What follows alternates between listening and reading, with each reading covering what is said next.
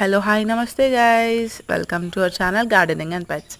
So రీసెంట్గా ఇచ్చిన వీడియోలో ఏంటంటే ర్యాబిట్స్ గురించి ఒక అప్డేట్ ఇచ్చాను కదా. సో ఇక్కడ ఏంటంటే సేమ్ ర్యాబిట్స్ మీదనే అసలు వాటికి ఫుడ్ ఏం పెట్టాలి, ఏమి ఇవ్వాలి, ఎన్ని టైమ్స్ ఇవ్వాలి, అసలు ఏం తింటాయి అవి అనే ఈ చిన్న చిన్న కాన్సెప్ట్ మీద ఒక బిగ్ కాన్సెప్ట్ తీసుకొచ్చానమాట. ఏం లేదబ్బా, సింపుల్ అంటే మరి అంత సింపుల్ ఏం కాదు, దానికి కూడా కొంచెం చిన్న రిస్క్ ఉంటుంది.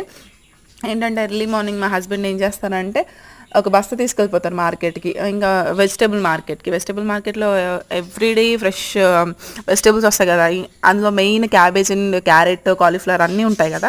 వాళ్ళు ఏం చేస్తారంటే పైన క్యాబేజ్ ఎట్లా ఉంటుంది, పెద్దగా ఉంటుంది కదా, దానిపైన లీవ్స్ అన్నీ కట్ ఆఫ్ చేసేసి కాలీఫ్లవర్కి క్యాబేజ్కి కట్ ఆఫ్ చేసేసి పక్కన పెడతారనమాట.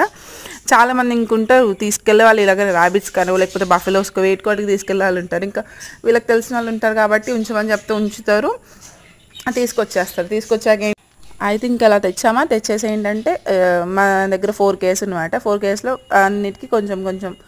ఇక్కడ ఏంటంటే మళ్ళీ ఒక్కొక్కటి ఉన్న ర్యాబిట్స్ కేస్ 2 ఉన్నాయి. వాటికి ఏంటంటే 5 to 6 లీవ్స్ ఎక్కువ వేసేయద్దు, ఎందుకంటే మెయిన్ హైజీన్ ఇష్యూ.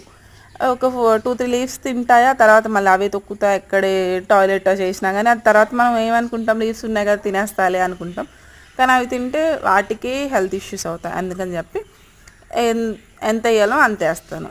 అండ్ వెళ్ళే ముందు ఒక చిన్న లైక్ కొట్టండి.